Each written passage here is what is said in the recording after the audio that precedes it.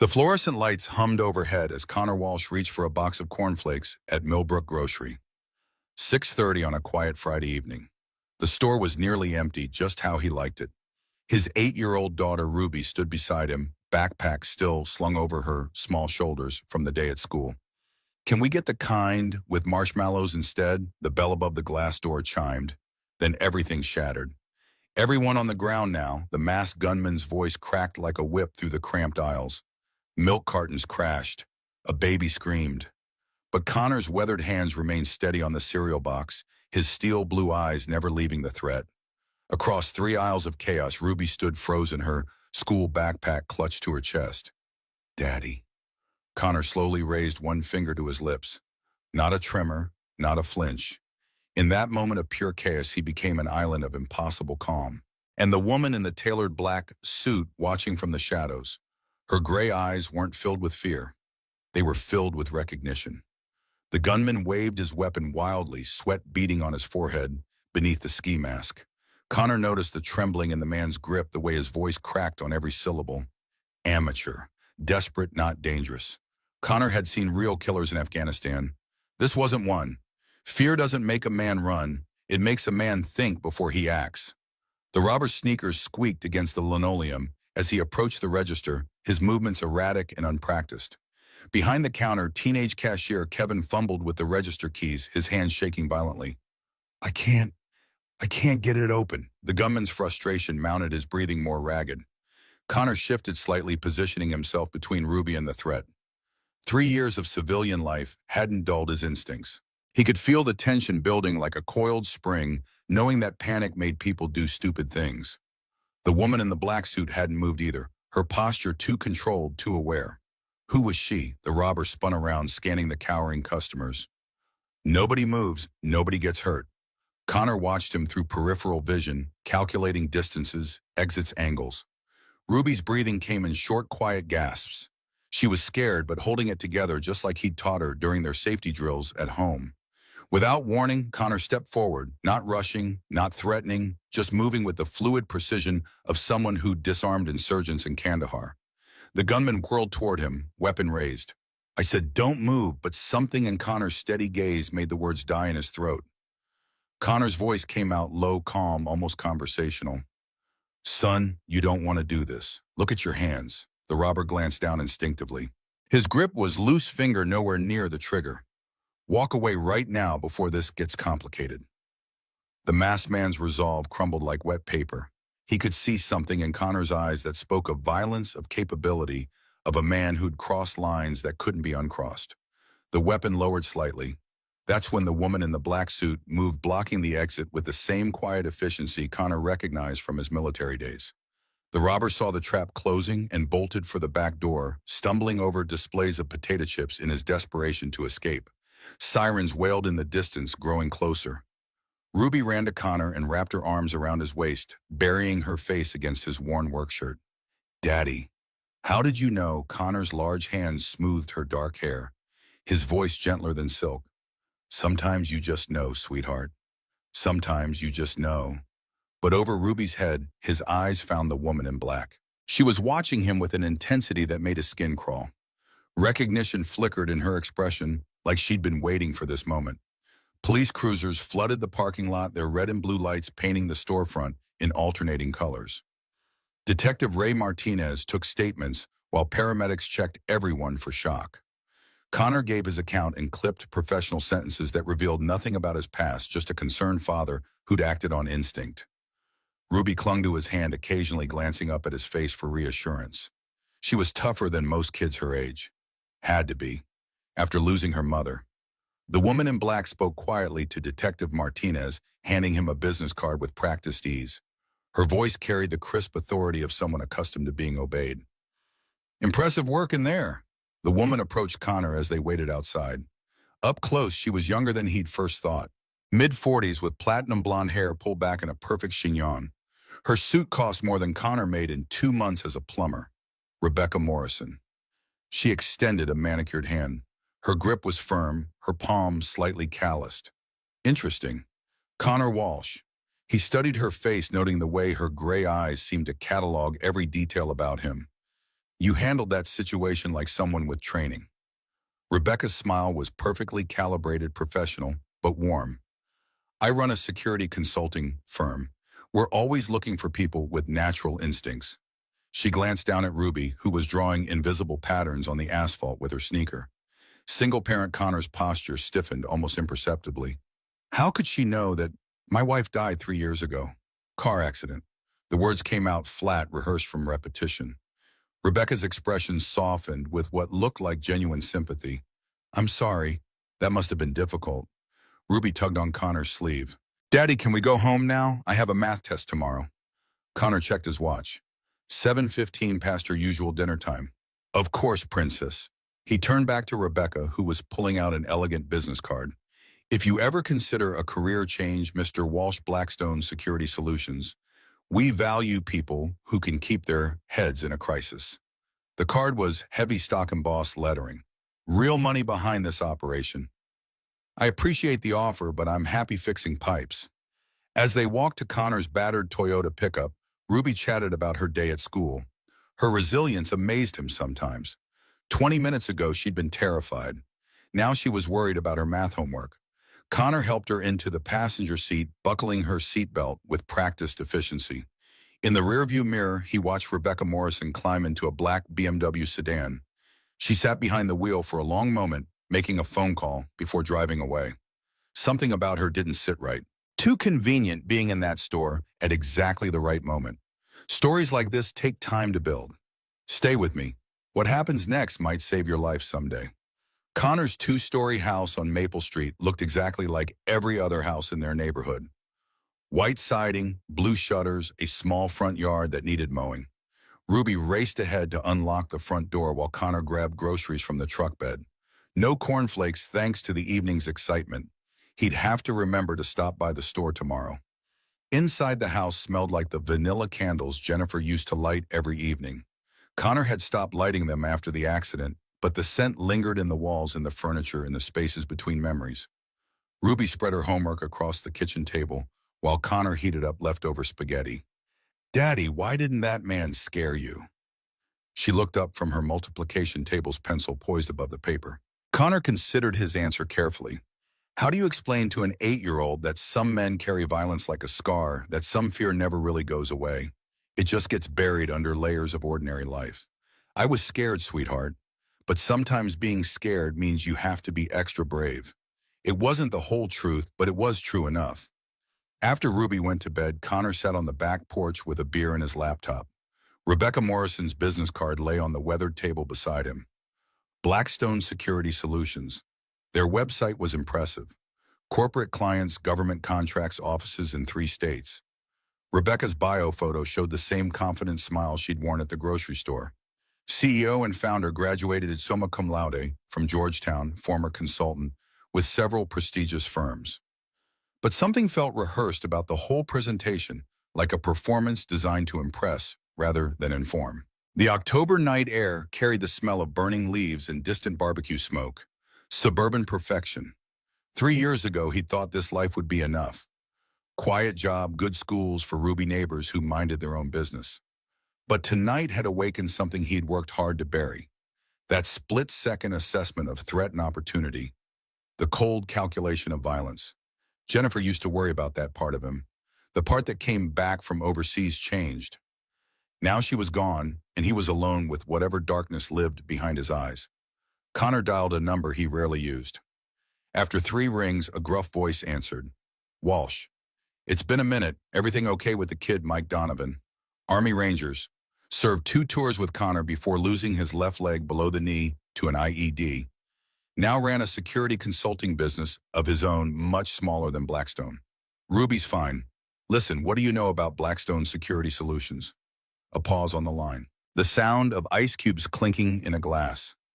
High-end outfit, corporate clients, government connections. Why Connor explained the grocery store incident, Rebecca Morrison's job offer. Mike listened without interrupting, a skill developed through years of combat briefings. Rich folks only notice guys like us when they need something dirty done. You stay away from that world, Connor. Nothing there but trouble for men who work with their hands. Connor rolled the beer bottle between his palms, feeling the cool glass against his calluses. Thanks, brother. How's the leg? Mike's laugh was sandpaper rough. Hurts when it rains, which is convenient since I live in Seattle now. After hanging up, Connor stared at Rebecca Morrison's business card for a long moment before setting it aside. Whatever game she was playing, he wanted no part of it. Monday morning arrived gray and drizzling. Connor dropped Ruby off at Millbrook Elementary and drove to his first service call of the day. Mrs. Chen's kitchen sink was backing up again, probably tree roots in the main line. He'd been putting off the expensive fix, hoping temporary patches would hold. Connor parked his service van in the driveway and grabbed his toolbox from the back. The familiar weight of wrenches and pipe fittings felt reassuring in his hands. Honest work, predictable problems with logical solutions. Mrs. Chen, 82 and fiercely independent, greeted him at the door in a floral housecoat. She had fired 3 plumbers before finding Connor, declaring the others incompetent, overpriced, or both. You fix right this time? No more bandage solution. Connor smiled. Mrs. Chen had a way of cutting straight to the heart of things. Depends if you're ready to pay for the real fix. Her eyes narrowed behind thick glasses. How much? Connor named a figure that made her wince but not argue. Progress. As he laid out his tools in neat rows on a drop cloth beneath the sink, Miss Chen hovered nearby, watching his every move with sharp eyes. She reminded Connor of his drill sergeant sometimes.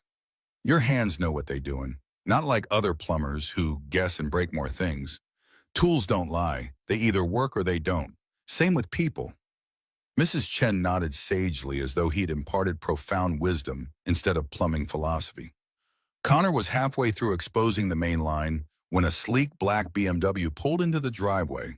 Through the kitchen window, he watched Rebecca Morrison emerge, looking even more out of place in this modest neighborhood than she had at the grocery store. Her black tailored pantsuit was impeccable despite the drizzling rain. Mrs. Chen peered out the window. Who this fancy lady? She sells something. Before Connor could answer, his phone buzzed. Unknown number. Connor Walsh speaking. The voice on the other end was smooth professional. Mr. Walsh, this is Rebecca Morrison. We met Friday evening. Connor straightened, suddenly alert. I remember. A pause, like she was choosing her words carefully. I wondered if you might have time for a coffee this afternoon. I'd like to discuss a potential opportunity. Connor wiped grease off his hands with a shop rag. I told you I'm not interested in changing careers. Her laugh was light, almost musical. Humor me. One conversation. There's a coffee shop on Main Street. The Morning Brew. 2 Hardrum. Connor found himself agreeing before he'd consciously decided. Something about Rebecca Morrison pulled at him like a puzzle with pieces that didn't quite fit. He finished the repair at Mrs. Chen's house, replacing a section of corroded pipe and installing a clean-out access for future maintenance. The old woman inspected his work with critical eyes before grudgingly approving. You good worker. Honest. Not like suits who talk pretty but do nothing. Connor packed his tools with methodical precision, each one returned to its proper place in the heavy-duty toolbox. His father had taught him that organization wasn't just about neatness, it was about respect for your craft. A man who couldn't keep his tools in order couldn't be trusted to do the job right. By the time he reached the Morning Brew, his curiosity had overridden his caution. The coffee shop was busy with the lunch crowd, but Rebecca had claimed a corner table near the windows. She'd traded the business suit for dark jeans and a cream cashmere sweater. The change made her look younger, less intimidating. Thank you for coming, she gestured to the chair across from her. I ordered you a black coffee. Hope that's all right. Connor slid into the seat, noting she'd chosen a spot with clear sight lines to both entrances. Interesting habit for a security consultant. You mentioned an opportunity. Rebecca leaned forward slightly, her hands wrapped around a ceramic mug. Tell me about your military service. The question hit like cold water. Connor's expression went carefully blank. Who says I was in the military? Her smile was knowing, almost predatory. Your posture, the way you assessed that situation Friday night. You've seen combat. Connor's jaw tightened. He didn't like being analyzed, categorized, filed away in someone else's mental database. Afghanistan 2 tours. Army Rangers. The words came out clipped, uninviting of follow-up questions. Rebecca nodded slowly. Thank you for your service. I know that's not easy to talk about. She paused, seeming to weigh her next words. How would you feel about using those skills again? In a civilian capacity, of course. Connor pushed back from the table. I'm not interested in being a hired gun. Her laugh was sharp, almost bitter. Neither am I, Mr. Walsh. Neither am I. Rebecca pulled out a manila folder and slid it across the table. The Wellington family. Judge Harrison Wellington, his wife, to Patricia Wellington, 2 children ages 10 and 12. Connor opened the folder reluctantly. Professional photographs, biographical information, home address in the expensive part of Westchester County. They've been receiving threatening letters, detailed surveillance information. Someone knows their routines, their children's school schedules, their favorite restaurants. The police can't act until something actually happens. She pointed to photocopied letters included in the file. Read those and tell me what you think. The letters were printed on standard computer paper. No watermarks or distinctive fonts. But the content made Connor's skin crawl. Intimate details about the family's daily life. Patricia's Tuesday yoga classes, the children's after-school activities, Judge Wellington's route to the courthouse every morning. Whoever wrote these had been watching for months, building a comprehensive profile of vulnerability. Professional surveillance, Connor muttered. This isn't some crackpot with a grudge. Rebecca nodded grimly. Which is why we need someone with your particular skill set. Connor closed the folder and pushed it back toward her. Find someone else. Rebecca's fingers drummed against the table. There's something else you should know about Judge Wellington. Her voice dropped to barely above a whisper. In 2018, he presided over a high-profile money laundering case. Robert Harrison versus the state of New York. Connor frowned. Harrison, like the judge's first name? Rebecca continued, her words measured and deliberate. Robert Harrison was a small-time accountant who got caught up in something bigger than himself. The prosecution needed a fall guy. Judge Wellington made sure they got one. The implications hung in the air between them like smoke. Connor studied Rebecca's face, looking for tells for signs of deception. You seem to know a lot about this case. Her smile was razor thin. I make it my business to know about corruption in the justice system. She gathered the folder back toward herself. Robert Harrison died in prison last year. Heart attack brought on by stress and despair. He left behind 2 children who aged out of foster care, believing their father was a criminal. Connor felt ice forming in his stomach. And you think someone wants revenge against the judge? Rebecca's gray eyes held secrets. I think someone has been planning this for a very long time. The coffee shop suddenly felt too warm, too crowded. Connor needed airspace to think. I'll consider your offer. He stood abruptly, tossing a $5 bill on the table. Rebecca remained seated, watching him with that unsettling intensity. Mr. Walsh, he paused at her voice. Be careful who you trust. Sometimes the people we think we know best are the ones hiding the darkest secrets. Outside, the October wind cut through his jacket like a blade. Connor sat in his truck for several minutes trying to process everything Rebecca had told him. The Wellington file lay on the passenger seat like an accusation. That evening, after Ruby finished her homework and went to bed, Connor found himself Googling the Harrison case. The details were even worse than Rebecca had implied. Robert Harrison, 42 years old, married with 2 children, had maintained his innocence throughout the trial. The prosecution's case relied heavily on circumstantial evidence and the testimony of known criminals looking for reduced sentences. Harrison's wife, Margaret, had taken her own life 6 months after the conviction. Their son, Blake, 16, had run away from foster care and disappeared. Their daughter, Charlotte, 12, had been placed in state custody. Connor stared at the computer screen until the words blurred together. 2 children orphaned by a corrupt system. A father who died in prison for crimes he didn't commit. And now someone was stalking Judge Wellington's family. The mathematics of revenge was simple and brutal. Connor exhaled slowly, trying to process what he was reading. A chill ran through him that had nothing to do with the autumn night. This wasn't just about money laundering anymore. This was about powerful men destroying entire families to protect themselves. He closed the laptop and walked out to the back porch. The night air filled his lungs as he gazed up at the stars, trying to reconcile what he was feeling.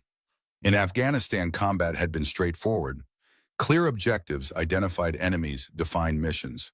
This was murky, complicated by civilian lives and children caught in the crossfire. Just like Ruby could be if he got involved. His instincts were screaming that Rebecca Morrison wasn't telling him everything. Her interest in the Wellington case seemed too personal, too intense. Connor opened his laptop again and began a deeper search, looking beyond the polished Blackstone website. Rebecca Morrison's official biography listed degrees from prestigious universities' awards publications. But when Connor cross-referenced dates and institutions, inconsistencies emerged. No graduation records for Rebecca Morrison at Georgetown in the year she claimed. No mentions in alumni newsletters. The consulting firms she supposedly worked for had no record of her employment during those years. Connor dug deeper, comparing photographs from different years.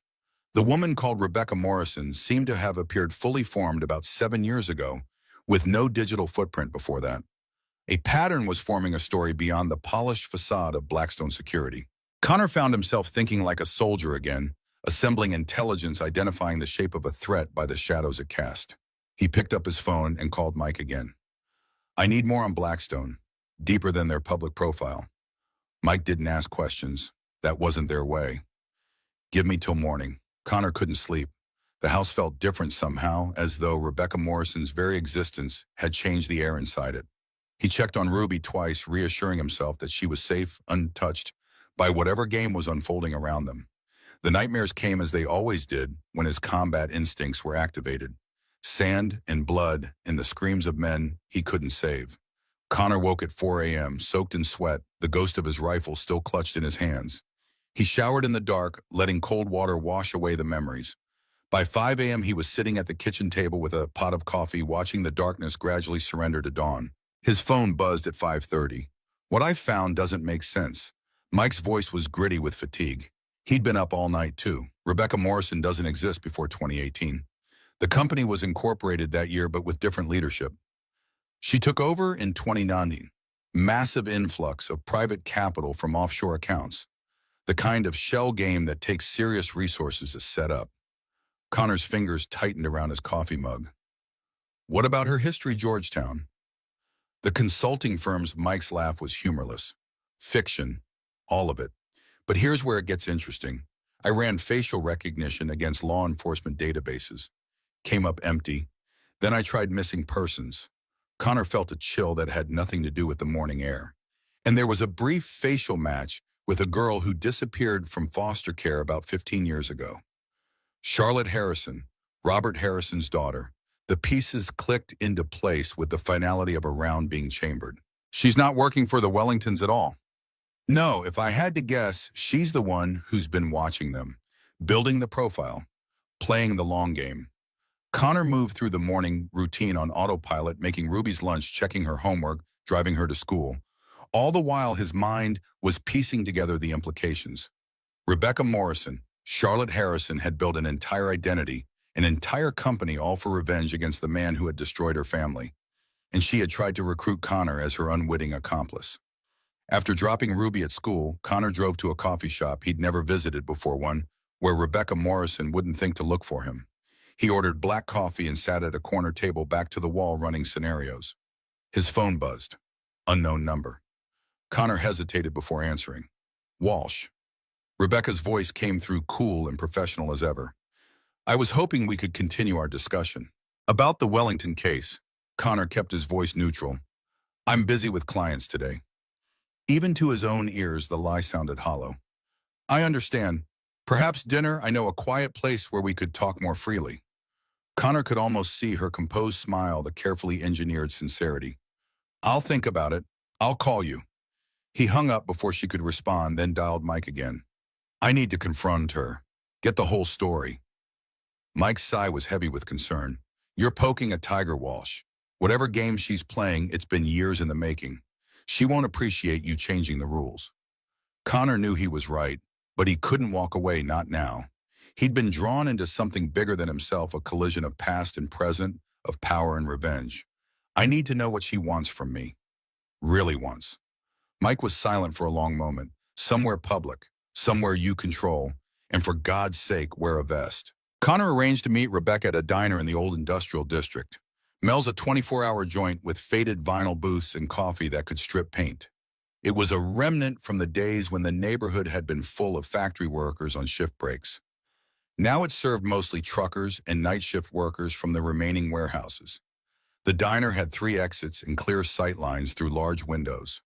Connor arrived an hour early, parking his truck where he could observe all approaches. He called Mrs. Chen asking if she could pick Ruby up from after-school care and keep her for a few hours. The old woman agreed without hesitation. She had a soft spot for Ruby, who reminded her of the granddaughter she rarely saw.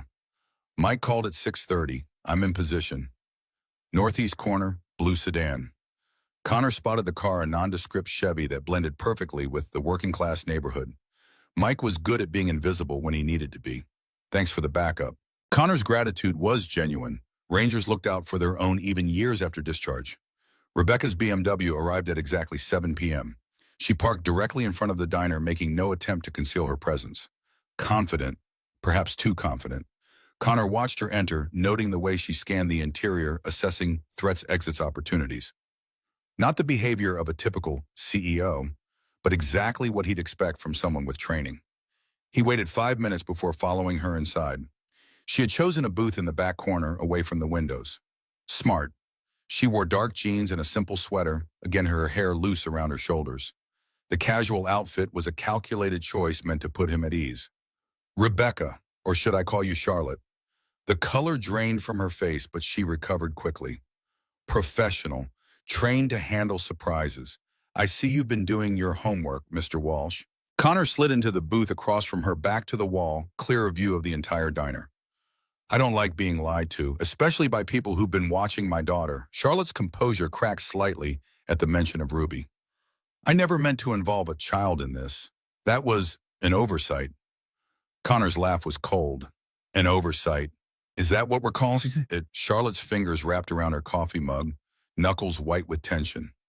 You don't understand what it's like to have everything taken from you, to watch your family destroyed by men who were supposed to uphold justice. The raw pain in her voice was genuine. Connor recognized it. He'd heard it in the voices of men who'd lost brothers in combat, in his own voice after Jennifer's death. So explain it to me. All of it, starting with how Rebecca Morrison came to exist. Charlotte took a deep breath, steadying herself. After my father was convicted, my mother couldn't cope. She took her own life 6 months later. My brother Blake and I went into foster care. Different homes. He ran away, joined the military under a false name. I stayed, finished high school, got scholarships, started building the skills I would need. Connor watched her face, looking for deception, finding only the hard edges of a survivor. My brother died in Syria, IED. By then I had already started putting the pieces together. The money laundering operation my father was accused of running, it was real, but he wasn't the mastermind. He was the fall guy, and Judge Wellington knew it. She pulled out her phone, brought up an image, slid it across the table. A younger Charlotte with a tall young man in military fatigues. The family resemblance was striking. Blake sent me this 2 weeks before he died, the last time I saw him. Connor studied the photo. The young man had the 1,000-yard stare Connor recognized from his own mirror. He'd seen things, done things that had marked him. After Blake died, I had nothing left to lose.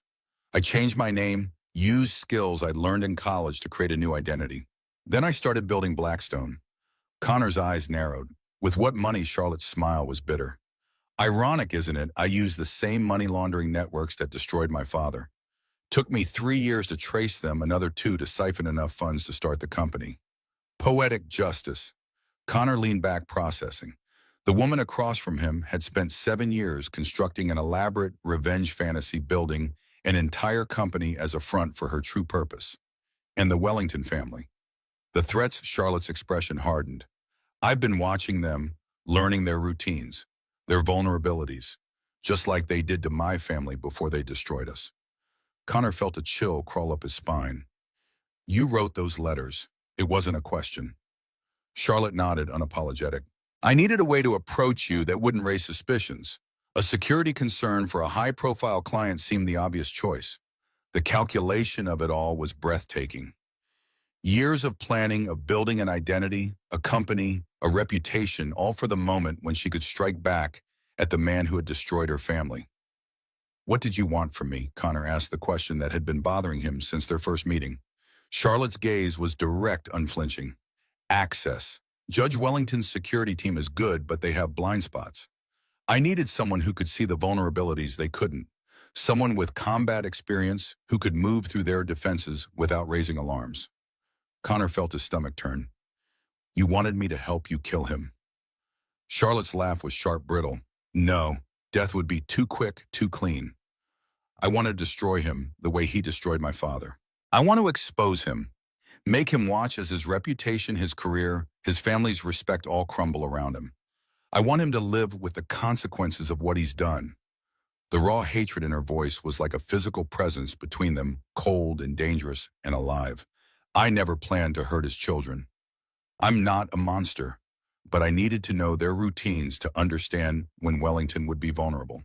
Connor pushed away from the table, disgust rising in his throat. You've been planning this for 7 years, building a life around revenge, and you thought I'd help you. Charlotte's eyes flashed with a desperate intensity. I've seen your service record, Connor, the real one, not the sanitized version they released. You understand that sometimes justice has to be taken, not given. You've done it yourself. Connor's jaw tightened. She'd accessed his classified files somehow, known things about his service that even Jennifer hadn't known. That was war. But before he could finish, his phone rang. The school's number flashed on the screen. Connor's heart stuttered. Mr. Walsh. This is Marjorie from Millbrook Elementary. I'm calling because Ruby wasn't at pickup and we can't seem to reach your emergency contact, Mrs. Chen. Connor's world narrowed to a single point of focus, all else falling away. What do you mean she wasn't at pickup? She should have been in after-school care until 5:30. The woman's voice was apologetic, concerned. According to her teacher, a woman came to pick her up early. She had proper ID and was on your approved list. In Ms. Morrison. The blood drained from Connor's face. He looked up at Charlotte, whose expression had shifted from defiance to confusion. I never picked up your daughter. Connor was already moving, heading for the door, phone pressed to his ear. Call the police. Now. Report her missing. Outside, the October air hit his lungs like a physical blow. Mike was out of his car, moving toward him with the uneven gait of a man with a prosthetic leg, but the combat readiness still evident in every line of his body. What's wrong? Ruby's missing. Someone using Rebecca's name picked her up from school. Charlotte burst through the diner door behind them, her face pale with shock. Connor, I swear I had nothing to do with this. Mike's hand moved instinctively toward the concealed weapon under his jacket. Who the hell is this? Connor's mind was racing, assembling pieces, seeing connections. Rebecca Morrison, also known as Charlotte Harrison. She's been playing me, trying to recruit me for a revenge operation against a judge. Mike's expression hardened, the affable civilian vanishing beneath the cold calculation of a combat veteran. And now your kid is missing. Convenient timing. Charlotte shook her head, genuine fear replacing her earlier composure. This isn't me. I would never involve a child. Before Connor could respond, his phone buzzed with a text from an unknown number. The message made his blood freeze in his veins. We have the girl. Pier 17. South Street Seaport. Come alone if you want to see her again. The phone buzzed again, this time with a photo. Ruby, tear-streaked but defiant, holding today's newspaper. Proof of life.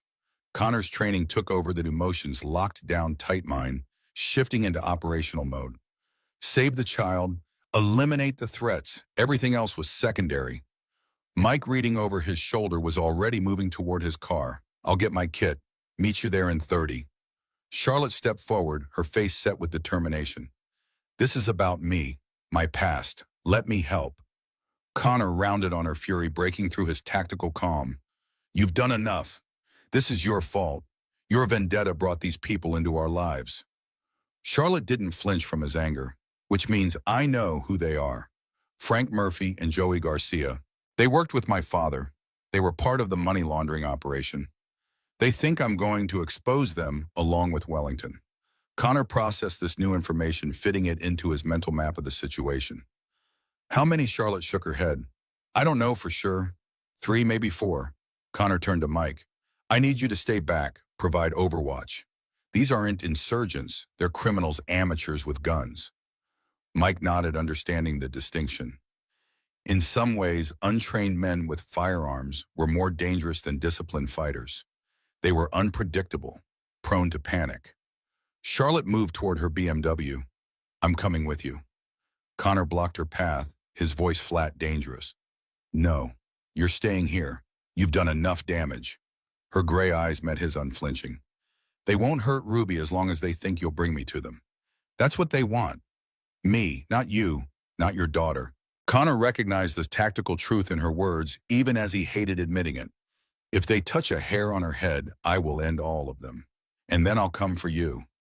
Charlotte nodded, accepting the threat as her due. A man who's got nothing to lose is the most dangerous animal alive. The drive to South Street Seaport crawled by in tense silence. Connor's knuckles went white around the steering wheel, his mind cycling through tactical scenarios, threat assessments, contingency plans. Charlotte sat rigid in the passenger seat, her earlier confidence replaced by a brittle vigilance. What do these men want from you? Charlotte's gaze remained fixed on the road ahead, her voice unnaturally calm.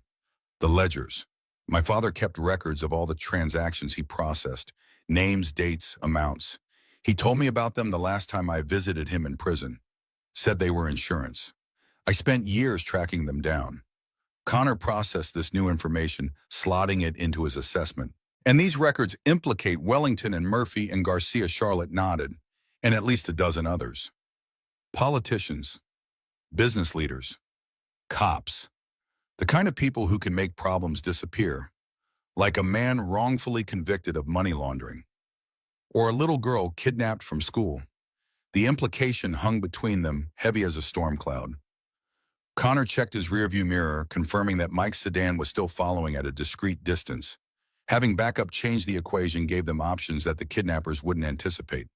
They'll expect you to be desperate, emotional. They won't expect it, tactical thinking. Charlotte studied his profile, noting the transformation.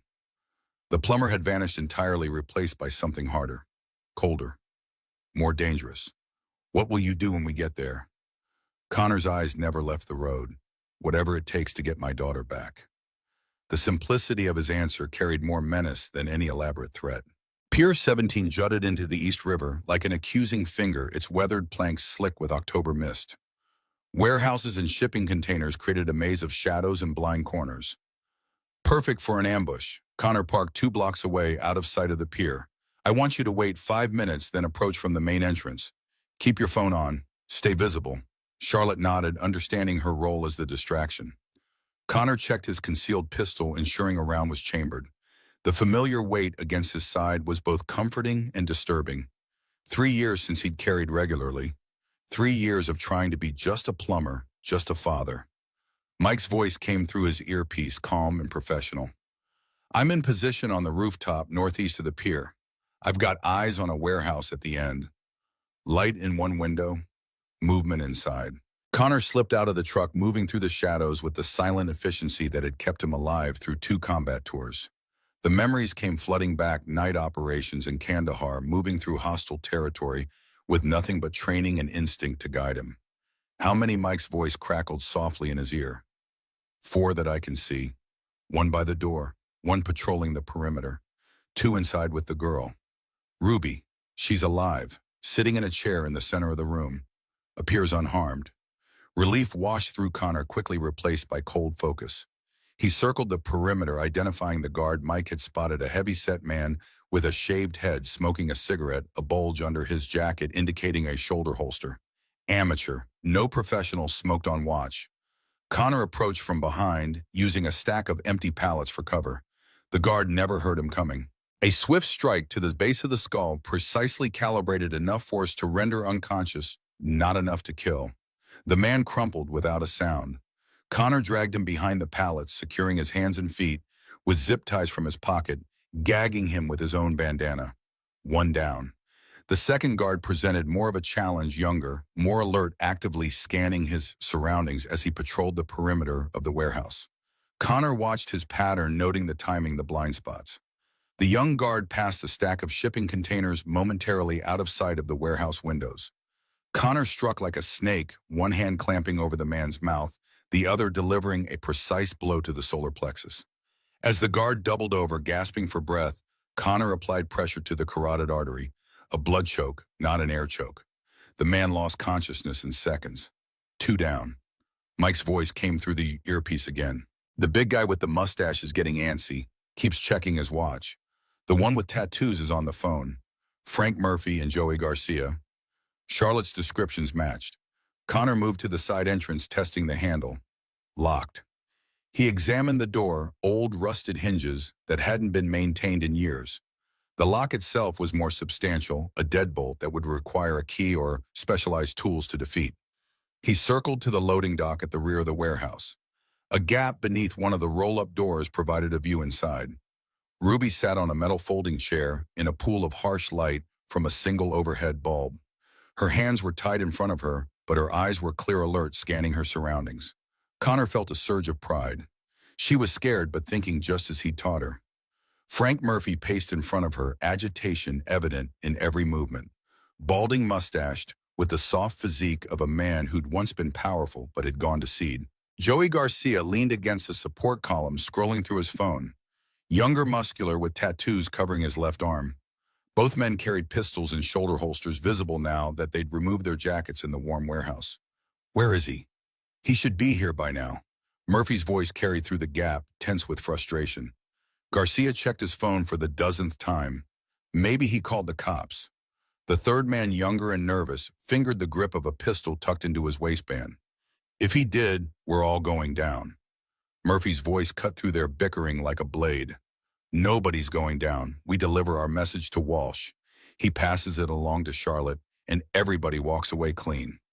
But Connor could see the lie in Murphy's eyes, could read the tension in his posture. These men were scared, desperate, backed into a corner where violence became inevitable. They had no intention of letting Ruby go. This was an execution disguised as a negotiation. Charlotte's voice came through the earpiece, tense but controlled. I'm approaching the main entrance now. Connor repositioned to watch her arrival. She walked openly down the pier. Her posture straight, head high, looking every inch the confident CEO despite the circumstances. A calculated performance. Murphy emerged from the warehouse, Garcia close behind him, leaving the nervous young man to watch Ruby. Connor used their distraction to slip inside through the side entrance. The lock had yielded to his pocket knife and years of experience manipulating mechanisms. Charlotte Murphy's voice carried across the pier, surprise and suspicion mingling. Where's Walsh? Charlotte's response was cool, collected. He's nearby, watching. He wanted proof Ruby wasn't harmed before he showed himself. Murphy's laugh was ugly. Smart man, trust but verify. As they talked, Connor moved through the shadows of the warehouse, circling behind the young guard who stood watching Ruby. The man was jumpy, inexperienced, his attention divided between the girl and the conversation outside. Connor closed the distance silently, years of combat training, guiding each step. Ruby saw him first. Her eyes widened slightly, but she gave no other sign of recognition. Smart girl. Connor pressed a finger to his lips, then pointed to the floor. Ruby understood immediately, sliding off the chair and dropping to the ground as Connor lunged forward. The guard never knew what hit him. One moment he was standing, watch the next, he was unconscious on the concrete floor, Connor's arm locked around his throat in a perfect rear naked choke. Connor eased him down, then moved quickly to Ruby, cutting her bonds with his pocket knife. Stay down. Stay quiet. His voice was barely a whisper. Ruby nodded, her eyes wide but tearless. Connor slipped his backup pistol into her hands, not to use but to hide. A last resort if everything went wrong. Ruby tucked it into her jacket pocket, without question, understanding instinctively that this was not a toy, but a terrible responsibility. Connor moved to the warehouse door, positioning himself to intercept Murphy and Garcia when they returned. Outside, Charlotte was still talking, playing for time. I have what you want, the ledgers, but I need assurances. Murphy's patience was clearly wearing thin. You're not in a position to negotiate, Charlotte. Or should I call you Rebecca now? That's quite an operation you've built. Your daddy would be proud. Before Walsh shot him in prison, that is. Connor froze, the words hitting him like physical blows. Before Walsh shot him in prison. The implication was clear, deliberate. These men knew exactly who he was, knew his military background, his specialized training. This wasn't a random kidnapping. It was a calculated trap. Charlotte's composure cracked for the first time. What are you talking about? Murphy's smile was vicious. You didn't know your father didn't die of his heart attack. He was shot during a prison riot by a corrections officer named James Walsh, Connor's older brother. The revelation landed like a thunderbolt. Connor felt the world tilt beneath him, past and present colliding with sickening force. James. His estranged brother, who'd taken a job in corrections after washing out of the military. They hadn't spoken in years, not since the funeral. Murphy was still talking, twisting the knife with evident pleasure. Isn't that a delicious irony? You spent years building this elaborate revenge scheme, and all along you've been working with the brother of the man who killed your father. Connor could see Charlotte's face, the shock and betrayal warring with disbelief. She hadn't known. This was new information to her as well. You're lying. Her voice was steady, but Connor could hear the tremor beneath it. Murphy shrugged. Check the death certificate if you don't believe me. Or better yet, ask Walsh yourself. He's here, isn't he? Watching us right now. Murphy turned slowly, scanning the shadows, his hand moving toward his shoulder holster. Come out. Come out. Wherever you are, we've got so much to talk about, you and I. Connor's mind raced, reassessing the situation in light of this new information. If Murphy was telling the truth, and his instincts said he was, then this wasn't just about Charlotte's ledgers. This was personal. These men had deliberately drawn him into Charlotte's revenge plot, knowing exactly who he was, who his brother was. Mike's voice came through the earpiece, steady and calm. You've got company. Black SUV approaching from the east. 4 men, tactical gear. The situation was deteriorating rapidly. Connor needed to extract Ruby now before additional players entered the field. He used the shadows to circle back to where she waited, crouched behind a stack of crates. Time to go, princess. He scooped her up in one fluid motion, heading for the loading dock at the rear of the warehouse. Ruby clung to his neck, her small body trembling against his chest. Connor moved with the silent efficiency that had kept him alive through dozens of combat operations, each step precisely placed to avoid creaking floorboards or rattling debris. Outside, Murphy was still talking, his voice raised to carry across the pier. Did you really think we wouldn't figure it out, Charlotte? The fake identity, the security company, the obsession with Wellington. We've been watching you for years, just waiting for you to make your move. Connor reached the rear loading dock, easing the door open just enough to slip through with Ruby. The October night air hit them like a physical blow after the stuffy warehouse. He set Ruby down behind a stack of shipping pallets, crouching to look her in the eye.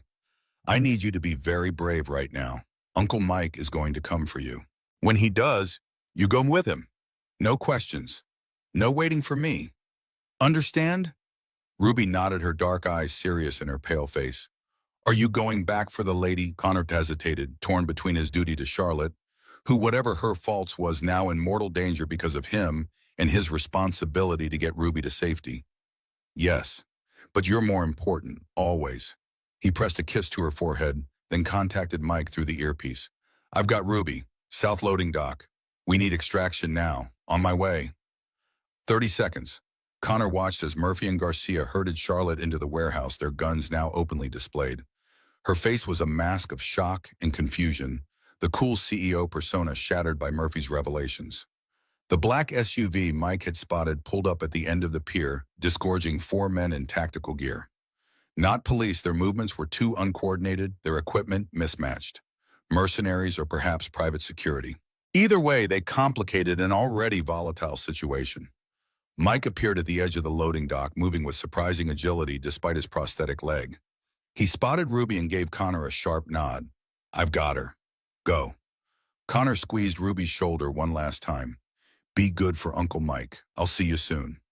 Then he was moving back toward the warehouse, driven by a combination of duty and the growing fury that Murphy's revelations had ignited. James, his brother, somehow connected to this mess in ways Connor was only beginning to understand. Inside the warehouse, Murphy had forced Charlotte into the chair previously occupied by Ruby. Garcia stood guard while the nervous young man Connor had incapacitated earlier was nowhere to be seen. Where's the girl? Murphy's voice was dangerous, his earlier confidence giving way to barely controlled rage. Charlotte's eyes darted around the warehouse looking for Ruby, for Connor, for any sign of hope. I don't know. I thought she was here with you. Murphy backhanded her across the face, the blow snapping her head to the side. Blood trickled from the corner of her mouth. Don't play games with me. Where is Walsh? Charlotte straightened in the chair, a hint of her former composure returning. If Ruby's gone, then he's gone too. You've lost your leverage. Murphy raised his hand to strike her again, but Garcia caught his wrist. We've got company. The men from the SUV were approaching the warehouse, weapons drawn, moving with the confidence of professionals. Murphy cursed, then turned back to Charlotte. This isn't over. Not by a long shot. Connor watched from the shadows as Murphy and Garcia retreated to the rear office of the warehouse, dragging Charlotte with them. The new arrivals entered cautiously, sweeping the main floor with tactical precision. Their gear was high-end, their movements disciplined, not amateurs like Murphy and his crew. The leader, a tall man with a close-cropped gray beard, spoke into a lapel mic. Warehouse secured, no sign of primary targets. Proceeding to secondary sweep. Connor's combat instincts screamed danger. These men weren't police. They weren't FBI. Their tactical gear bore no identifying markings. Their communications equipment was non-standard. Private contractors, then. But working for whom? Mike's voice came through Connor's earpiece, tense with urgency. Ruby's secure, but we've got another problem. Second SUV just arrived. 2 men's suits. One of them looks like Judge Wellington. The pieces clicked into place with sickening clarity. Wellington had hired private security to clean up his mess, to eliminate Charlotte and her evidence before she could expose him. Connor had to move fast. He circled through the shadows to the rear office, where Murphy and Garcia had taken Charlotte. Through a grimy window, he could see them arguing, Garcia gesturing frantically while Murphy held a gun to Charlotte's head. They were trapped, cornered animals looking for a way out. The tactical team was methodically searching the warehouse, moving closer to the office with each passing minute. Connor needed a distraction. He retreated to a stack of wooden crates, examining their contents. Industrial chemicals. Flammable. Perfect. Connor created a rudimentary incendiary device, not enough to cause serious damage, but sufficient to create smoke and confusion. He positioned it on the far side of the warehouse, set a 5-minute timer, then moved back toward the office. The explosion was small but effective.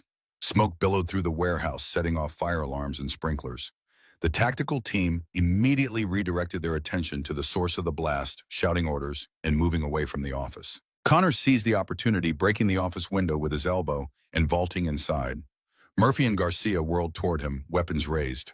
Charlotte sat bound to a chair, blood trickling from her split lip, eyes wide with surprise and hope. Connor didn't hesitate. He drove his shoulder into Garcia, sending both of them crashing into a filing cabinet. Murphy fired the shot, going wide as Charlotte threw herself sideways, chair and all, into his legs.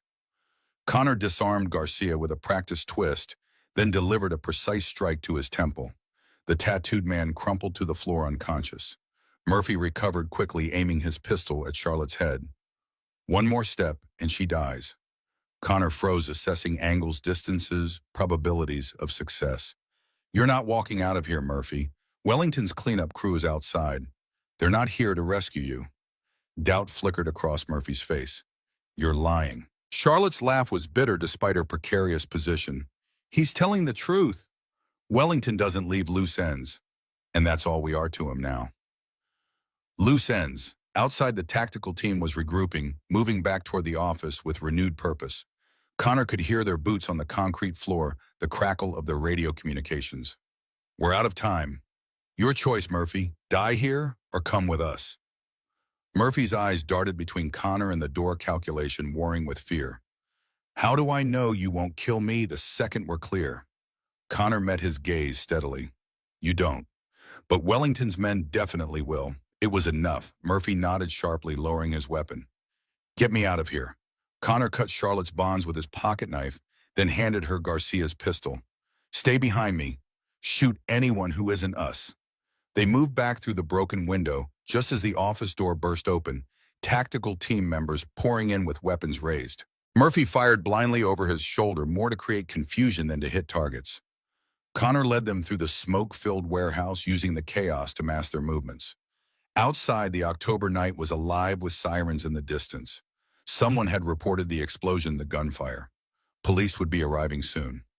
Connor guided Charlotte and Murphy toward the waterfront, away from the pier entrance, where Wellington and his men waited. There was a small dock on the east side of the pier, used primarily by maintenance crews. A single motorboat was moored there, its owner nowhere in sight. Connor helped Charlotte aboard, then turned to Murphy, who hesitated at the edge of the dock. Now what Connor's expression was unreadable in the dim light. Now you tell me everything. Starting with my brother. Murphy's laugh was hollow. Your brother was a means to an end. We needed someone with military training who could access the prison, someone who could be manipulated. James Walsh had gambling debts, a failing marriage, and a chip on his shoulder about his more successful younger brother. He was perfect. Rage built in Connor's chest, cold and precise.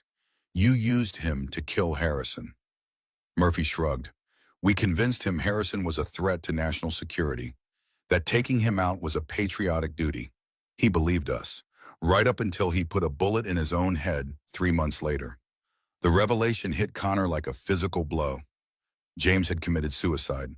Connor had assumed it was the gambling, the divorce. He'd never imagined his brother had been manipulated into becoming an assassin, then discarded when he was no longer useful. Charlotte's face was pale in the moonlight, shock and grief battling for dominance. My father was executed. And your brother? The implication hung between them, terrible in its simplicity. They had both lost family to the same conspiracy, unwitting pawns in a game played by men like Wellington and Murphy. The sound of boots on wood brought Connor back to the present. The tactical team had found their trail, was moving toward the dock with purpose. Connor shoved Murphy into the boat, then jumped in himself, starting the engine with practiced ease. The small craft roared to life, carrying them away from the pier just as the first bullets hit the water around them. Charlotte crouched low into the boat, her earlier composure shattered by the night's revelations. Where are we going? Connor steered the boat toward the Brooklyn side of the river, putting distance between them and their pursuers. Somewhere safe. Somewhere we can regroup. Murphy huddled in the bow, his earlier bravado replaced by grim resignation. There is no safe.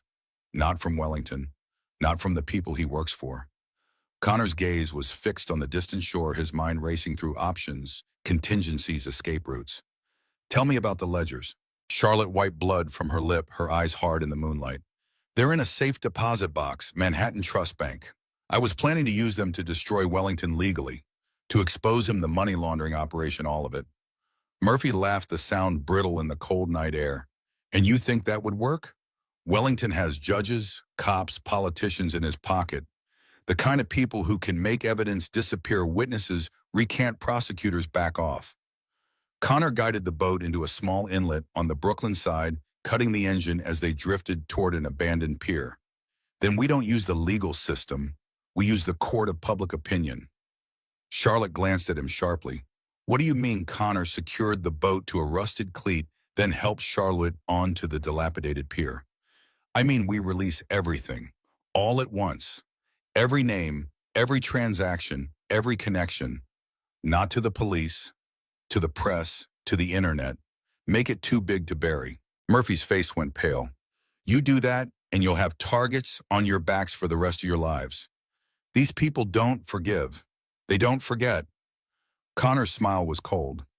Neither do I. They made their way through the industrial waterfront, Connor leading them through abandoned warehouses and construction sites, with the unerring sense of direction that had guided him through war zones. His phone buzzed in his pocket.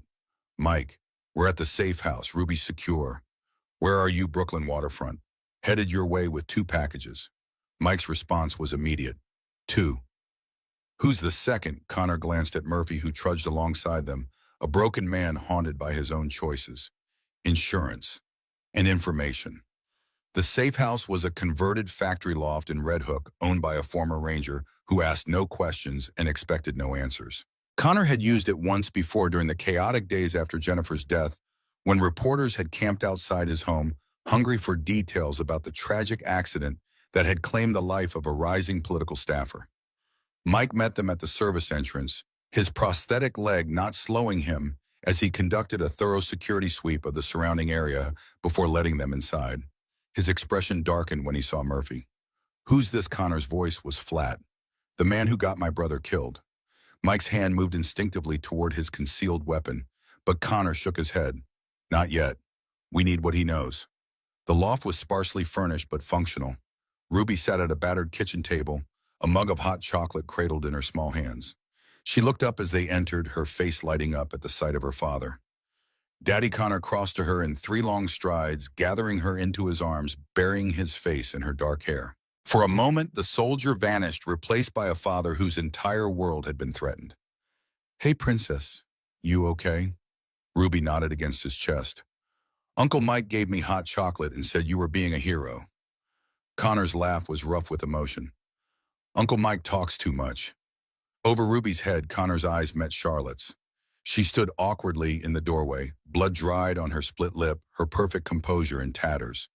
The sophisticated CEO was gone, replaced by a woman whose carefully constructed revenge had crumbled around her. Ruby followed his gaze, studying Charlotte with solemn curiosity. Is she a good guy or a bad guy? The question hung in the air, deceptively simple. Connor considered his answer carefully. She's someone who got hurt very badly and tried to make it right in the wrong way. Ruby nodded, accepting this with the uncomplicated wisdom of childhood. Like when I hit Tommy Parker after he broke my clay sculpture, and you said two wrongs don't make a right, Connor smiled despite the gravity of their situation. Something like that. Mike secured Murphy to a chair in the corner, then checked the perimeter again, moving with the practiced vigilance of a man who'd survived combat by never taking safety for granted. When he returned, his expression was grim. We've got maybe 12 hours before they track us here. Less if Wellington has the pull, I think he does. Connor nodded, mind already mapping out their next moves. We need the ledgers, tonight. Charlotte sank onto the battered couch, the events of the day catching up with her. The bank doesn't open until 9 a.m. Connor shook his head. We can't wait that long. We need those ledgers now, before Wellington can move against us. Charlotte's laugh was bitter. What do you suggest, breaking into Manhattan Trust Bank in the middle of the night?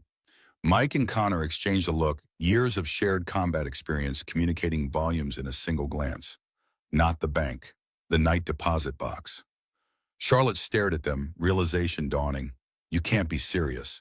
Connor was already moving, checking his weapon-gathering supplies from the safe house's emergency cache. Deadly. Mike will stay with Ruby and our guest. You're coming with me. Charlotte pushed herself off the couch, wincing as the movement aggravated injuries from her earlier rough handling. And if I refuse, Connor's gaze was level, unflinching. Then you're on your own, and Wellington will find you long before you find safety. It wasn't a threat. It was a simple statement of fact delivered with the calm certainty of a man who understood precisely how dangerous their situation had become. Charlotte studied him for a long moment, seeing beyond the plumber to the soldier beneath. Whatever she found there must have reassured her because she nodded once sharply. What's the plan? For the next hour, they worked with focused intensity. Connor and Mike falling into the familiar rhythms of mission planning, while Charlotte provided details about the bank's security system's deposit procedures and the layout of the branch where her safe deposit box was located. Murphy watched from his secured position, his earlier bravado replaced by a grim resignation.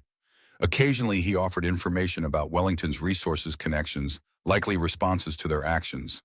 Connor listened without comment, filing away details that might prove useful. Ruby fell asleep on the couch, exhausted by the day's trauma. Connor covered her with his jacket, brushing dark hair from her forehead, with a gentleness that seemed at odds with the tactical precision of his planning. Charlotte watched this tender moment, something complex flickering across her face. She's a remarkable child. Connor nodded, his voice soft to avoid waking Ruby. She's everything good about her mother and nothing bad about me. Charlotte's expression softened. I think you're wrong about that. She has your strength, your ability to stay calm in a crisis. Connor studied Charlotte, seeing beyond the sophisticated facade to the wounded child beneath. The girl who had lost everything and spent 7 years building an elaborate revenge to fill the void. Why Wellington? Why not go after the people who actually killed your father? Charlotte's smile was bitter. Wellington was the gatekeeper, the one who made it all possible. Without him, the money laundering operation would have been exposed years ago. He protected them, provided legal cover, made sure the right people were convicted and the wrong people walked free. A familiar pattern. Connor had seen it in Afghanistan, corrupt officials enabling criminal enterprises sacrificing innocents to protect the guilty. Different context, same disease. In the company Blackstone, Charlotte's laugh was hollow. A means to an end. I needed resources, connections, a way to move in the circles where Wellington operated. It took years to build a reputation. The client list, the facade of respectability. Connor recognized the calculation behind her actions, the strategic patience. In another context, it might have been admirable. You never intended to help the Wellingtons with their security. It wasn't a question, but Charlotte answered anyway. No, I created the threat to give myself a reason to approach them, to get close enough to gather the final pieces I needed. Mike returned from his perimeter check, his expression grim. NYPD has an APB out for both of you. Charlotte's picture is all over the news. CEO kidnapped during client meeting. Wellington spinning quite a tale. Connor wasn't surprised. Wellington was covering his tracks, creating a narrative that would justify any action taken against them. Time to move. Charlotte rose from the couch, her earlier exhaustion masked by renewed determination. If we're really doing this, I have conditions. Connor raised an eyebrow, waiting. No one gets hurt, not even Wellington. This isn't about revenge anymore. It's about justice, real justice. The distinction mattered to her. Connor could see it in her eyes, hear it in her voice. Whatever Charlotte Harrison had been planning for the past 7 years tonight had changed her calculus. Agreed. But if it comes down to protecting Ruby or keeping that promise, Ruby comes first. Always, Charlotte nodded, understanding, as it should be. Connor turned to Mike, clasping his shoulder in a gesture that conveyed more than words could express. Keep them safe. If I'm not back by dawn, Mike cut him off with a sharp nod. I'll get them out. Canada first, then off-grid. I've still got contacts who don't ask questions. Connor knelt beside Ruby, pressing a kiss to her forehead, inhaling the sweet scent of her hair, committing it to memory. Just in case. Let's go. The night was cold and clear. The October sky scattered with stars that seemed indifferent to the human drama unfolding beneath them. Connor drove a nondescript sedan Mike had acquired through channels better left unexamined, navigating the late-night streets of Brooklyn with confident precision. Charlotte sat beside him, her earlier poise returning with each mile that separated them from the warehouse confrontation.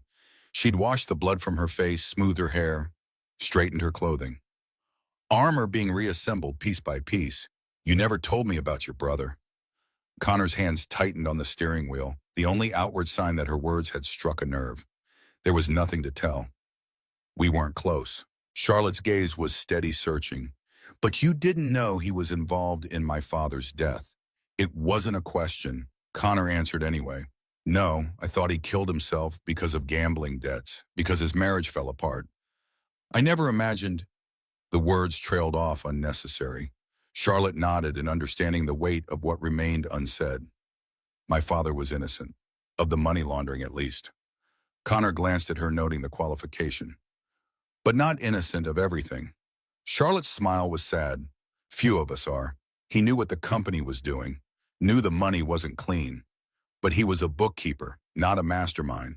He processed transactions, maintained records. He didn't ask questions. Until it was too late. Until Wellington needed a fall guy and my father was convenient. They lapsed into silence as Connor navigated through the near-empty streets of Lower Manhattan. The financial district was deserted at this hour. The towering buildings dark except for security lighting the sidewalks empty of the suits and briefcases that would flood them in the morning. Manhattan Trust Bank occupied the first floor of a modern glass and steel structure on Wall Street. During business hours, it would be bustling with activity tellers, loan officers, wealth managers catering to the financial district's elite clientele. Now it was dark, the only sign of life, a security guard visible through the front windows, making his hourly rounds. Connor parked 2 blocks away, out of sight of the bank's security cameras. Show me the night deposit setup. Charlotte led him around the corner to a small alcove containing the night deposit box, a reinforced metal drawer built into the wall, designed to allow business customers to make deposits after hours. A security camera was mounted above it, its red light indicating active monitoring. Connor studied the setup, assessing weaknesses, entry points, potential complications. The night deposit box itself was secure, designed to allow deposits but prevent theft. But that wasn't their target. Once we're inside, how long to access your safe deposit box? Charlotte considered the question.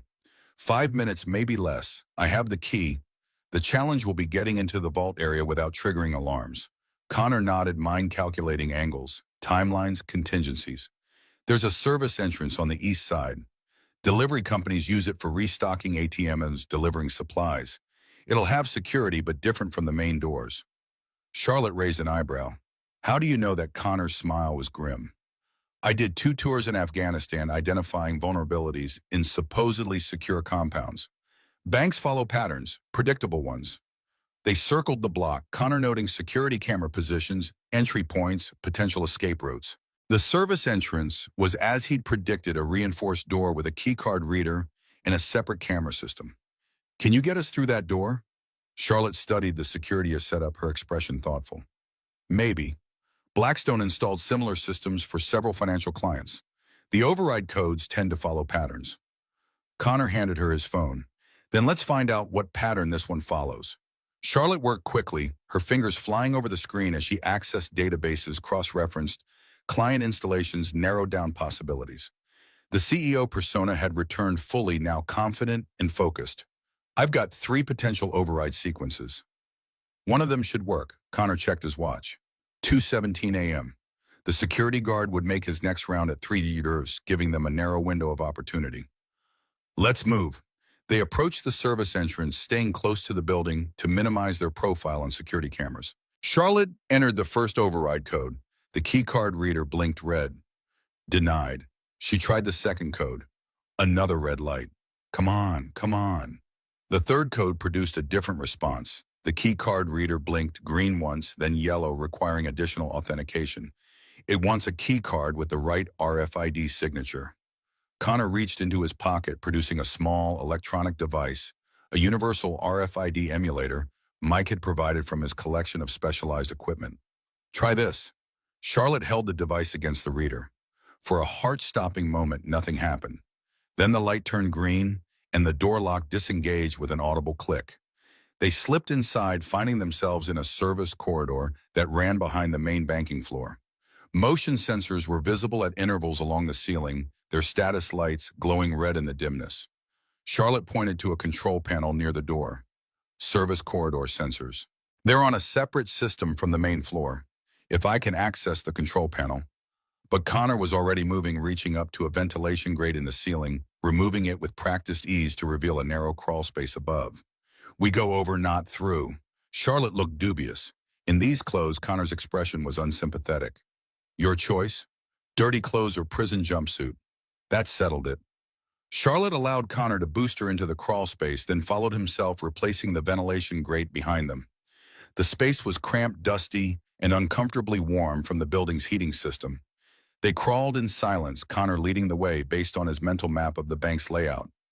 After what felt like an eternity of cramped movement, they reached a grate that overlooked the main vault area. Connor peered through the slats, confirming it was empty of personnel. Wait here. He removed the grate carefully, then lowered himself into the room below with near silent precision. After a quick scan for security measures, he gestured for Charlotte to follow. She descended less gracefully, but with admirable determination, brushing dust from her clothes as she oriented herself. The vault itself was a massive steel door, closed and locked for the night. But the safe deposit box area was in an adjacent room protected by a secondary security system. Charlotte approached the keypad beside the door, entering a code from memory. My client access code. It won't get us through the main vault, but the safe deposit area uses a different system. The door unlocked with a soft click. Inside, rows of metal boxes lined the walls, each secured with the dual key system, requiring both the client's key and the bank's master. Charlotte moved directly to box 714, inserting her key. Then she hesitated, looking back at Connor.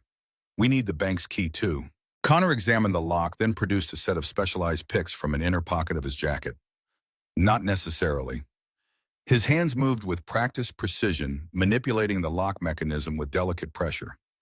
Years of combat had given him skills that transferred surprisingly well to civilian applications. The ability to defeat security systems, to move undetected, to improvise solutions under pressure. The lock yielded after 30 seconds of focused effort. Connor pulled the box from its nesting place, setting it on the central table. Charlotte opened it with reverent care, revealing a stack of ledgers bound in faded leather, the pages yellow with age. My father's records. Every transaction, every name, every account number. Connor glanced at his watch. 2:43 a.m. The security guard would begin his rounds in 17 minutes. We need to move. Charlotte hesitated, her hand hovering over the ledgers. There's something else. From beneath the ledgers, she withdrew a small flash drive. Digital copies. Everything scanned, indexed, searchable. I spent years preparing this. Connor nodded, impressed despite himself by her thoroughness, her commitment to her cause. Let's go. They reversed their path, crawling back through the ventilation system, dropping into the service corridor, slipping out the service entrance just as a security guard appeared at the far end of the main banking floor, beginning his 3 a.m. rounds. In the car, Charlotte clutched the ledgers and flash drive to her chest like precious cargo, which in a very real sense they were. 7 years of her life dedicated to obtaining these records to building a case against the men who had destroyed her family. Now what Connor navigated through the empty streets heading back toward Brooklyn in the safe house. Now we use what you found. Not for revenge, for justice. Charlotte studied his profile in the dim light of passing street lamps, seeing the soldier beneath the plumber, the father beneath the fighter. A man provides, a man protects. Everything else is just decoration. The words hung between them, a simple philosophy that somehow encompassed everything Connor Walsh believed about the world, about his role in it, about the responsibilities that defined him. Back at the safe house, Mike met them at the door, his expression grim. "We've got a problem." Mike's words hung in the air as Connor and Charlotte entered the safe house. Ruby was still asleep on the couch, but Murphy was gone. In his place sat Detective Ray Martinez, his service weapon holstered but visible at his hip. Connor froze instincts, calculating distances, angles, escape routes. Martinez raised his hand slightly, a gesture of peace. "Easy, Walsh. I'm not here officially." Mike stood nearby, tense but not alarmed. "Martinez showed up 20 minutes ago, alone. He let me check him for wires." Connor's eyes narrowed, assessing the detective with newfound wariness. "Where's Murphy?" Martinez gestured toward the bathroom. "Secured. Your friend here insisted.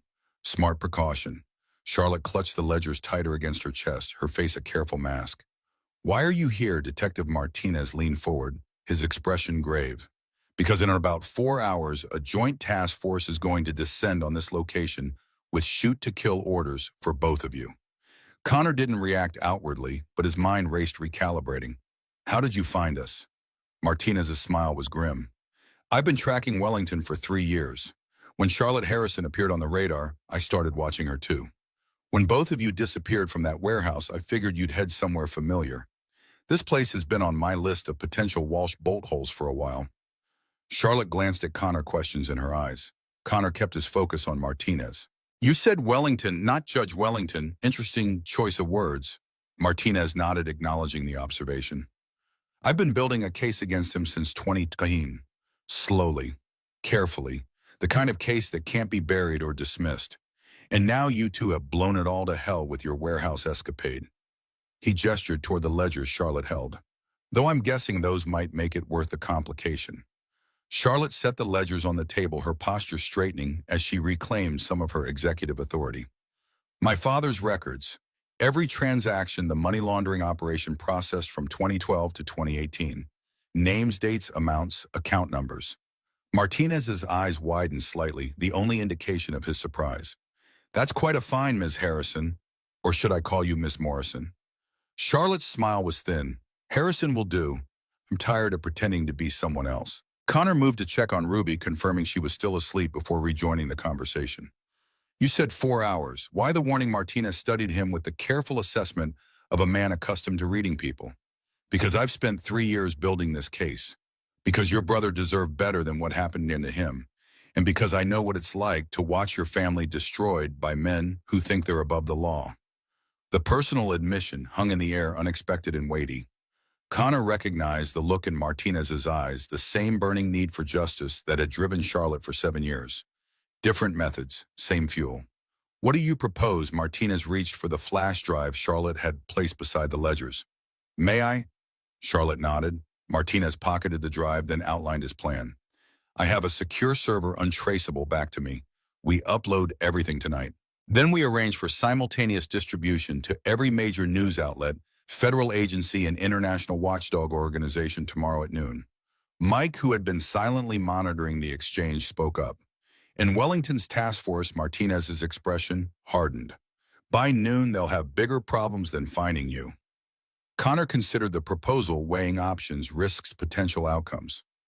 "What about Ruby?" Martinez's gaze softened slightly. "My sister has a cabin upstate, off the grid, no paper trail connecting it to me or my family. She can stay there until this blows over." Charlotte watched the exchange with calculating eyes, her CEO persona fully restored, despite the dust and grime from their bank excursion. And what do you get out of this? Detective Martinez's laugh was without humor. The satisfaction of watching Harrison Wellington lose everything he's spent 30 years building. That's payment enough. Connor made his decision, the familiar clarity of combat focus settling over him. We'll need transportation, secure communications, and Murphy comes with us. Martinez raised an eyebrow. The guy in the bathroom, why Connor's expression was grim. Because he knows who gave the order for my brother to kill Charlotte's father. And I want names. The next 2 hours passed in a blur of activity. Martinez uploaded the contents of the flash drive to his secure server, then made arrangements for the cabin upstate. Mike prepared Ruby for travel, packing her small go bag with essentials and explaining in child-appropriate terms that she was going on a special adventure with Uncle Mike. Connor took Charlotte aside, speaking in low tones to avoid being overheard. You don't have to come with us. Martinez can arrange protection for you too. Charlotte's smile was sad but determined. 7 years, Connor. 7 years of building toward this moment. I need to see it through. There was something new in her expression, a clarity that had been missing before, as though the night's revelations had burned away some internal fog. My father wouldn't have wanted this. Not the way I was planning it.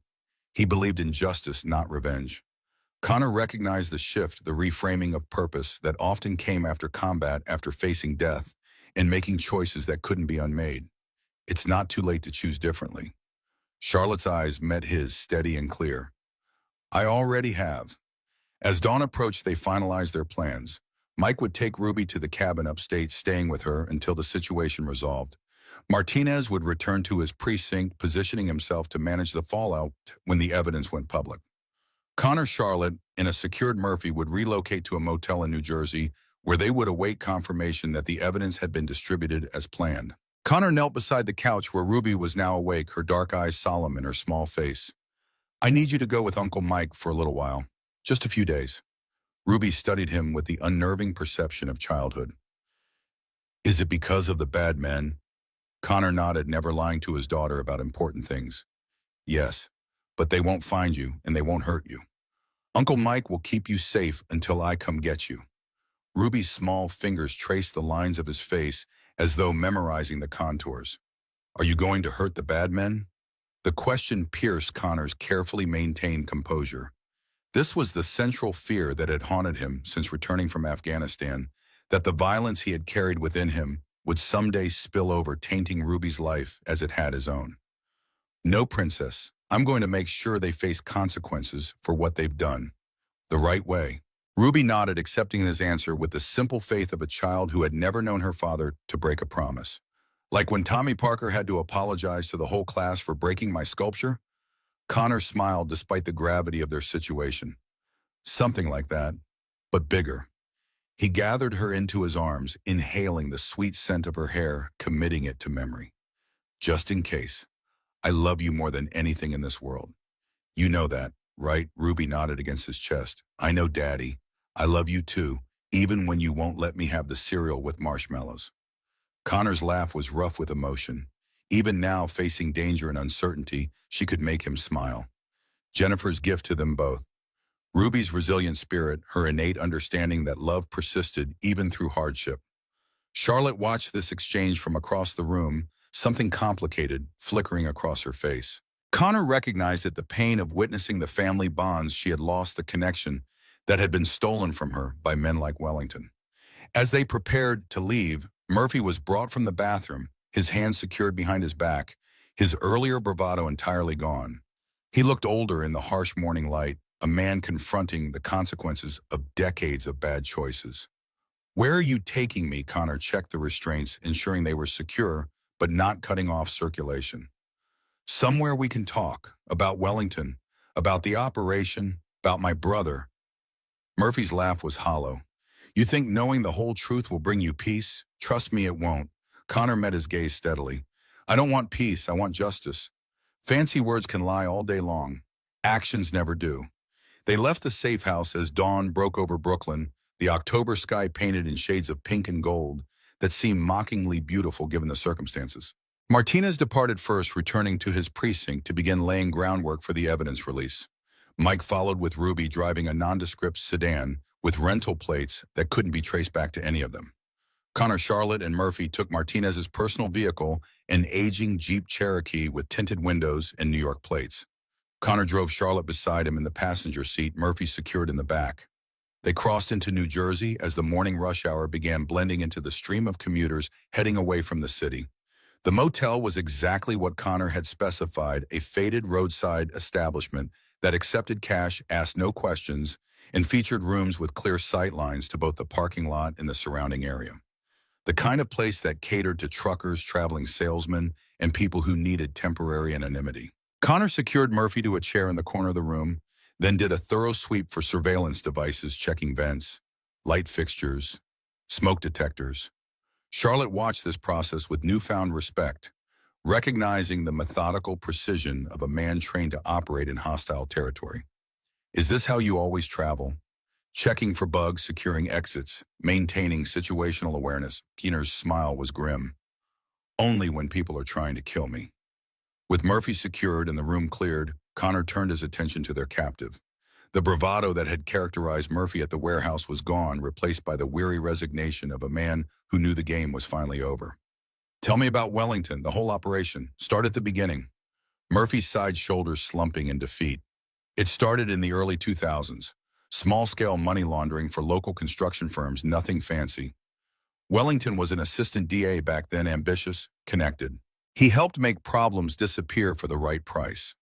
Charlotte listened intently, her face a mask of controlled emotion as Murphy described the operation that had destroyed her family. By 2015, they'd expanded. International clients, drug cartels, arms dealers, politicians needing to hide campaign contributions. Wellington was a judge by then perfectly positioned to steer investigations away from the operation. Connor leaned against the wall, arms crossed, absorbing the information with the focused attention of a man assembling intelligence. And my brother, how did he get involved? Murphy's laugh was bitter. James Walsh, corrections officer with a gambling problem and a failing marriage. Wellington's people spotted him as a potential asset early on. Started by offering to cover his debts, then gradually increased their hold on him. By the time they asked him to eliminate Robert Harrison, he was in too deep to refuse. Charlotte's voice was steady despite the emotional weight of the conversation. Why my father? Why did they need him eliminated? Murphy met her gaze directly. Perhaps the first honest interaction they'd had, because he kept records, meticulous ones. We didn't know about them until after his conviction, when a routine cell search turned up notes he'd been making.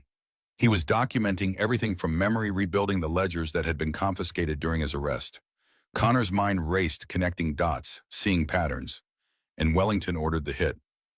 Murphy nodded slowly. Wellington gave the order. But he wasn't the top of the pyramid. The revelation hung in the air, heavy with implication. Charlotte leaned forward, intensity radiating from every line of her body. Who then? Who was above Wellington? Murphy's expression was a mixture of fear and resignation. Senator Edward Prescott, chairman of the Senate Banking Committee. He provided political protection, steered legislation to create loopholes for the operation. In return, he received millions in untraceable campaign funds in private accounts. Connor absorbed this information with the calm assessment of a man accustomed to recalibrating mission parameters based on new intelligence. And my brother's suicide, Murphy couldn't meet his eyes. After Harrison's death, your brother started asking questions.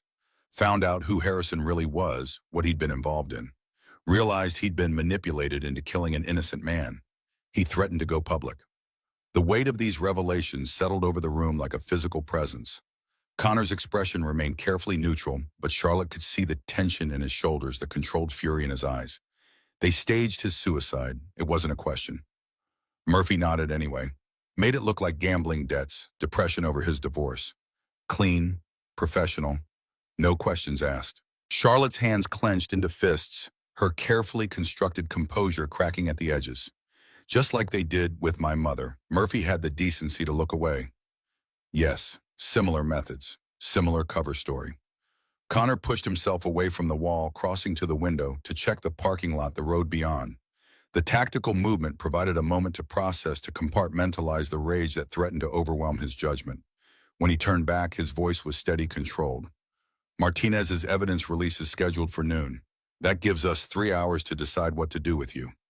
Murphy's laugh held no humor. We both know I'm not walking away from this. Charlotte studied him, the architect of so much of her family's suffering, now reduced to a tired old man awaiting judgment. You could testify. Tell a jury what you've told us. Murphy shook his head.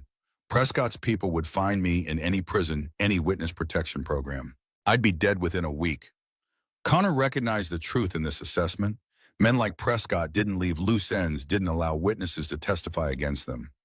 Murphy's knowledge made him valuable, but also marked him for elimination the moment he was in custody. Charlotte's phone chimed with a text message. Martinez, evidence uploaded, distribution protocols in place. Noon release confirmed. She showed the message to Connor, a weight lifting from her shoulders. 7 years of work of planning, of building an identity and a company and a life centered around revenge, all culminating in this moment. It's really happening. Connor nodded, his own tension easing slightly. Whatever came next, Wellington and Prescott would face exposure. The evidence would be too widely distributed to contain, too thoroughly documented to dismiss. We need to move. This location won't be secure once the evidence goes public. Murphy watched this exchange with the fatalistic acceptance of a man who had run out of options. What about me? Connor considered the question, weighing justice against practicality, revenge against mercy. You're coming with us. Your testimony could be valuable if Martinez's case goes to trial. Murphy's laugh was hollow. If I live that long. Charlotte stepped closer, studying the man who had been part of destroying her family. You helped kill my father, drove my mother to suicide, left my brother and me orphaned. By rights, I should want you dead. Murphy met her gaze steadily, perhaps the first honest interaction they'd had. Yes, you should. Charlotte's smile held no warmth. But that would be too easy. You're going to live, Mr. Murphy. Live to see Wellington and Prescott exposed. Live to testify about their crimes and yours. Live with the consequences of what you've done. The strongest steel gets forged in the hottest fire. They spent the next hour preparing to move. Connor contacted Mike, confirming that Ruby had arrived safely at the cabin. The knowledge that his daughter was secure allowed him to focus fully on the immediate challenges. Charlotte used a burner phone provided by Martinez to check in with her company, issuing cryptic instructions to her second-in-command about contingency protocols they had established years earlier. Blackstone Security Solutions would survive its founder's sudden absence, continuing operations under temporary leadership. At 11:30, they loaded Murphy into the back of the Jeep and departed the motel, heading west on secondary roads that would be less likely to have traffic cameras or police patrols. Their destination was a hunting cabin owned by one of Mike's former rangers, a man who had left the service after losing an arm in the same IED blast that had taken Mike's leg. Connor drove with the hypervigilance of a man in hostile territory, constantly scanning for threats, varying his speed en route to shake any potential pursuit. Charlotte monitored news feeds on a burner phone, watching for the first indications that the evidence had been released as planned. At 12:07, the first headline appeared on a major news site, breaking federal judge implicated in massive money laundering scheme. Charlotte read the article aloud as Connor navigated a particularly winding stretch of rural highway.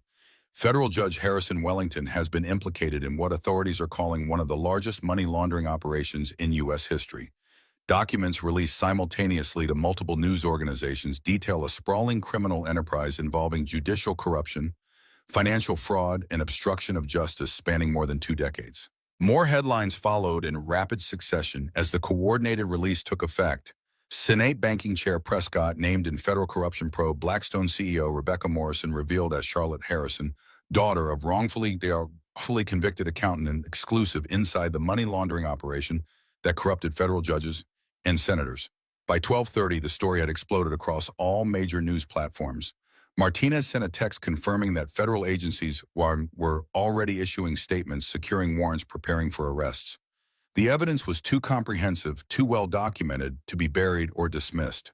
In the back seat, Murphy listened to these developments with the resignation of a man watching the inevitable approach of consequences long delayed. What happens now? Connor checked the rearview mirror, ensuring they weren't being followed. Now we disappear for a while. Let the system do its work. Charlotte put down the phone, her expression a complex mixture of vindication and uncertainty. 7 years. Everything I've done, every decision I've made, every relationship I've formed or avoided, all of it was leading to this moment. Connor recognized the tone in her voice, the sudden emptiness that came when a mission was completed, when purpose evaporated, leaving only the question of what came next. And now Charlotte stared out the window at the autumn landscape trees aflame with October colors. I don't know. I've been Charlotte Harrison pretending to be Rebecca Morrison for so long, I'm not sure who I am without the mission. Connor understood this disorientation better than most. He'd experienced it himself after leaving the military after losing Jennifer.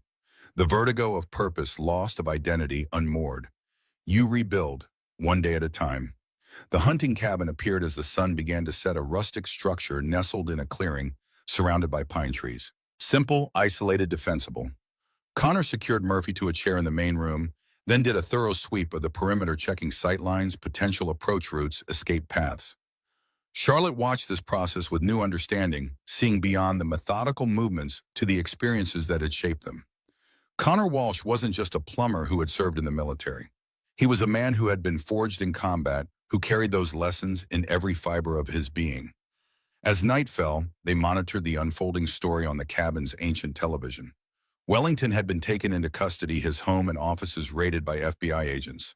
Senator Prescott was reportedly cooperating with authorities, already negotiating terms for reduced charges in exchange for information about higher-level participants in the money laundering operation.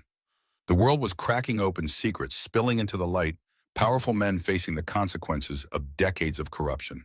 And in a rustic cabin in the woods, Charlotte Harrison watched it unfold with the strange detachment of a woman who had achieved her life's purpose and now stood on the precipice of an unplanned future. Connor joined her on the cabin's small porch, offering a cup of coffee from a dented percolator they'd found in the kitchen. Martinez called. Wellington is talking, naming names, dates, accounts, trying to save himself by sacrificing others. Charlotte accepted the coffee, her hands curling around the mug for warmth in the October chill. And Prescott Connor leaned against the porch railing, his posture relaxed for the first time in days. Already cutting deals, offering evidence against international clients' offshore accounts, political connections. The kind of information that could bring down governments. Charlotte sipped her coffee, the bitter liquid warming her from within. So it's really over. Connor nodded, his gaze on the darkening forest. This part is. What comes next is up to you. Charlotte studied him in the fading light, seeing the soldier, the father, the man who had lost as much to Wellington's conspiracy as she had. What about you? What comes next for Connor Walsh? He considered the question, feeling the weight of choices yet unmade. I get my daughter back. Return to fixing pipes instead of fixing conspiracies. Try to build something normal. Charlotte's smile held a sadness born of understanding. Do you think that's possible? After everything we've seen, everything we've done? Connor's answer was measured, honest. I don't know, but I owe it to Ruby to try. They stood in companionable silence as darkness settled over the forest, stars appearing one by one in the clear October sky. Two people from different worlds drawn together by shared loss, by a conspiracy that had taken their families and altered the courses of their lives. Inside, Murphy slept fitfully in his secured chair, a man haunted by the ghosts of his choices. Tomorrow, Martinez would arrange for his transfer to federal custody, where his testimony would help dismantle what remained of Wellington and Prescott's network. Connor's phone buzzed with a text from Mike. A photo of Ruby smiling beside a small campfire marshmallow on a stick, her face glowing with childhood excitement, despite the circumstances that had brought her to the cabin upstate. The sight eased something in Connor's chest, a knot of tension he hadn't realized he was carrying. Whatever came next, Ruby was safe. The men who had threatened her were in custody, or soon would be. The immediate danger had passed. Charlotte caught a glimpse of the photo, something wistful crossing her face. She's remarkable. Strong like her father. Connor pocketed the phone, the image of Ruby's smile stored safely in his memory. She's everything good about her mother, and nothing bad about me. Charlotte turned to face him fully, her expression earnest in the gathering darkness. I think you're wrong about that. She has your courage, your ability to remain calm in chaos, your moral compass. The compliment was unexpected, touching something vulnerable beneath Connor's carefully maintained composure.